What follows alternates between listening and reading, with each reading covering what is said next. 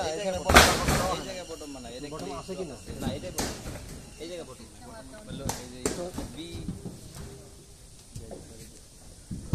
Bottom state হলো তিনটা দুটো দুটো চারটা এই যে একটা বটম আছে জি মাঝখানে ওটা দিয়ে দিছি ওটা ওই সাইডটা স্যার না এইখানেও আছে এটাই স্যার এই যে আপনি দেখেন এই যে না না না এই দুইটা তো আলাদা এই বিম দুইটা কিন্তু আলাদা এই যে এইটা হলো না এই যে একটা হলো এফবি হ্যাঁ আপনারা এফবি 1 একটা 12 15 আর একটা হলো 12 12 হুম তো 12 12 যেটা আপনারা এই যে উপরের যে টপ এটা দুই পাশে দেন না দুই পাশে দেন না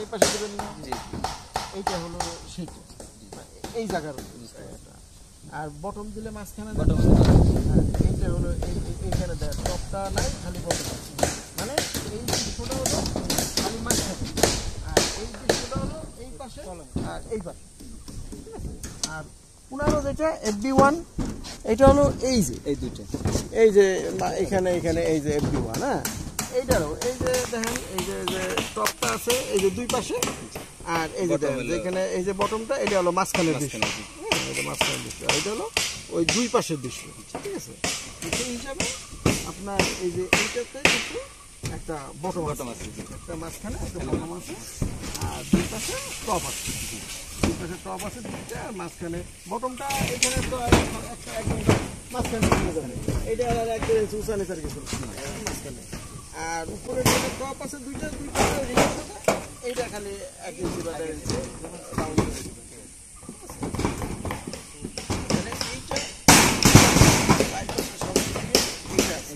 তার মানে একটা বটম আছে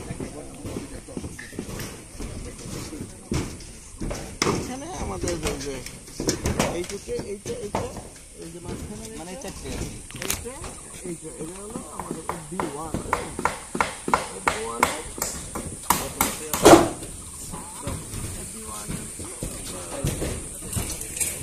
পাঁচটা হলো তিন আর দুই পাঁচটা হ্যাঁ 3 আর 2 5টা হলো স্টেজ আছে এই যে এইখানে একটা টপ আছে এখানে তিনটা মানে আমাদের উপরে একটা দিছেন না আর এই সাইড আছে হ্যাঁ দুই পাশে দুইটা আছে আর এটা বটম আছে তার মানে একটা করে স্টেট আছে স্টেজ আছে আর দুইটা হলো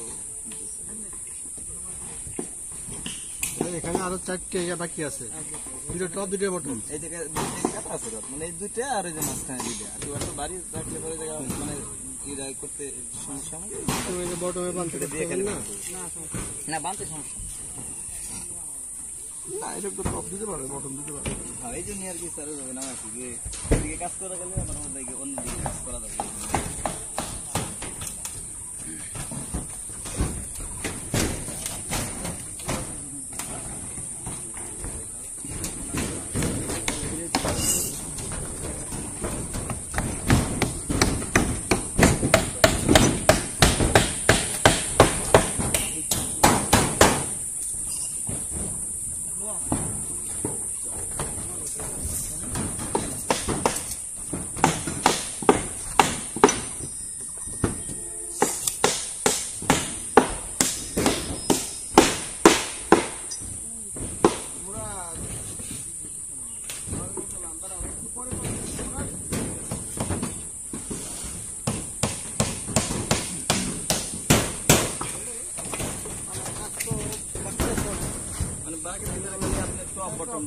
আর হলো ওই যে কান দিয়ে বিমগুলো শুরু দিয়ে দুই পাশে কভারিং এর ব্লকটা দিয়ে দিয়ে তবে এক জায়গায় অনেকগুলো ব্লক হয় এরকম দিয়ে না দূরে দূরে দিয়ে ঠিক আছে এক জায়গায় তিনটা একটা জমে গেল এরকম দিয়ে না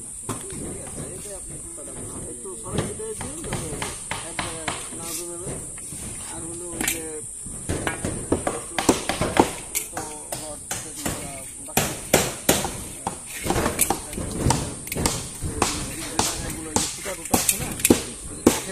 আছে না কাঠের বিষয়ের কারণে সব এগুলো একটু ভালো করে দেখে দিয়ে এগুলো একটু ফুটাগুলো বুঝাই দিয়ে ঠিক আছে এটা মানে কাঠের আপ ডাউনের কারণে এগুলো আছে আপনার আর তার সামনে বারান্দা তো ছোট, ওইটা এখানে দেওয়ার পরে যদি খায় কিছু তাহলে দিয়ে দিচ্ছে, আর নাহলে দরকার নেই। ওটা তো আর খুব বেশি দেওয়া না, এই পাশে দেওয়া হলো ক্যান্টিলিভার পাটটা একটু বড়, ওইটা ওইটা একটু মাঝের টপ হ্যাঁ, ওখানে তো বাড়ি টপ দিতেছে, যদি কস্টলি দেওয়ার পরে তখন ওই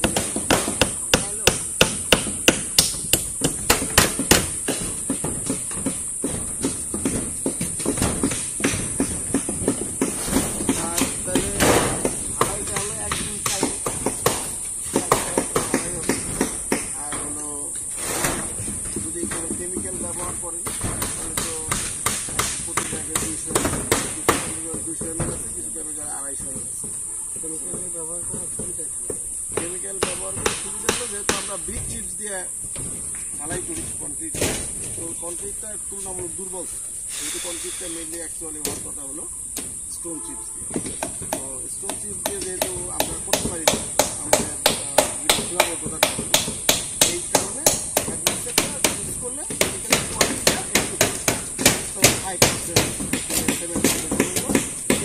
একটু ডেভেলপ কারণ আমরা ঢালাই করার সময় আমাদের প্রত্যেকটা সময় আমরা পানি ঠিক মতো ব্যবহার করতে পারি না, কোনো সময় পানি একটু বেশি হয়ে যাচ্ছে, কোনো সময় একটু কম হয়ে যাচ্ছে। তো এইটার ব্যাপারেও অ্যাডমিক্সার কাজ করে, অতিরিক্ত পানিটাকে বের করে, হ্যাঁ কনক্রিটটা আঠালো ভাবটা সে ধরে রাখে, ঠিক আছে। অনেক সময় আমাদের কোনো একটা ব্যাগে পানি বেশি হয়ে গেল, একটু নরম হয়ে গেল, এটা অনেকটা কিছু, তো সেই ক্ষেত্রে এটা কাজ করে।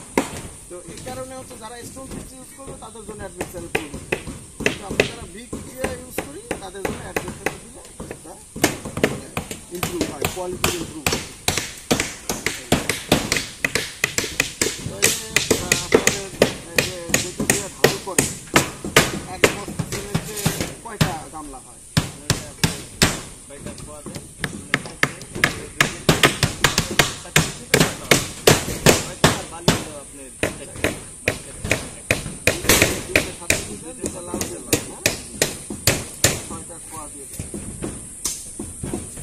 এমনি তো মনে হয় 2 গামলা পুরা হয় না,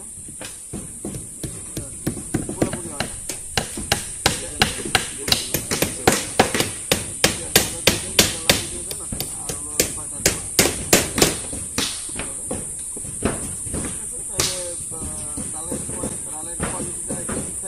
পানিটা খুব বেশি না হয়, 18 যেন থাকে, একটু মাখামাখা ভিতরে থাকে, এভাবে একটু মেনটেন করে দিলেন।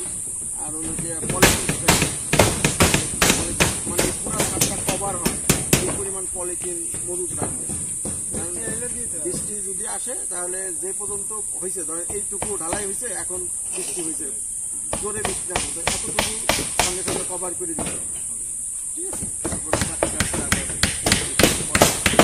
এই কারণে মানে এই সবকিছু মজুদ রাখবে, আসলে সঙ্গে সঙ্গে এটা কভার করে দেওয়া হবে।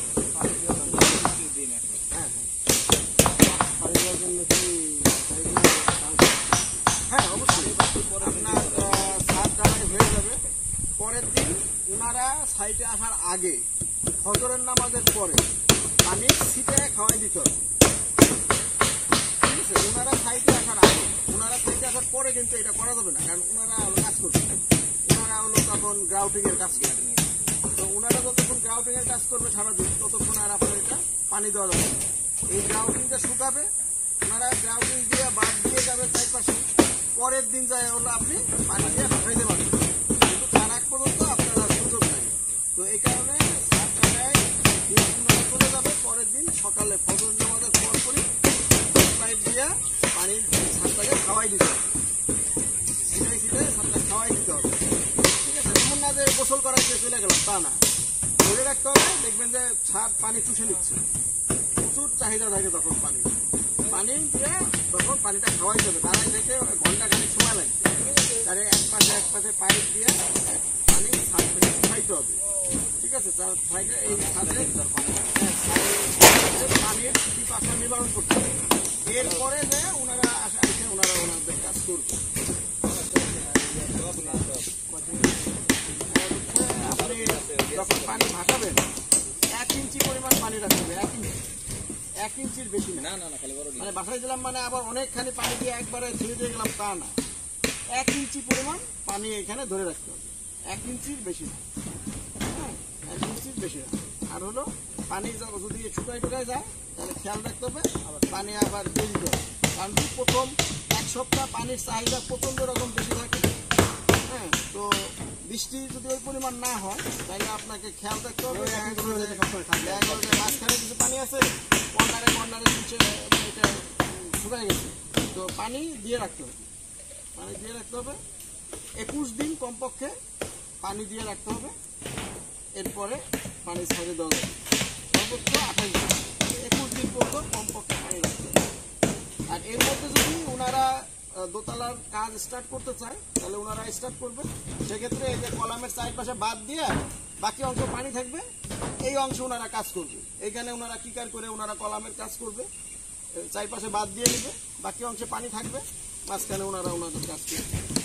যদি দোতলার কাজ কন্টিনিউশন হয় তাহলে এইভাবে করে করবে, চারপাশে বাদ করে নেবে, পানি থাকবে, মাঝখানে পানি থাকবে, ওনারা কলামের কাছে কলামের করবে, এইভাবে করে ওনারা করবে।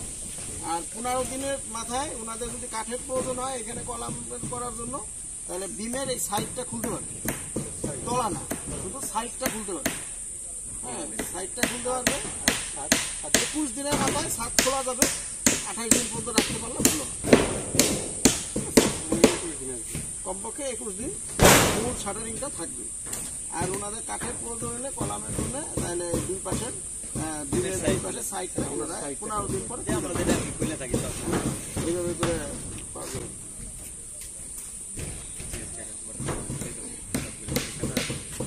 ঠিক আছে, তাহলে আপনারা করেন।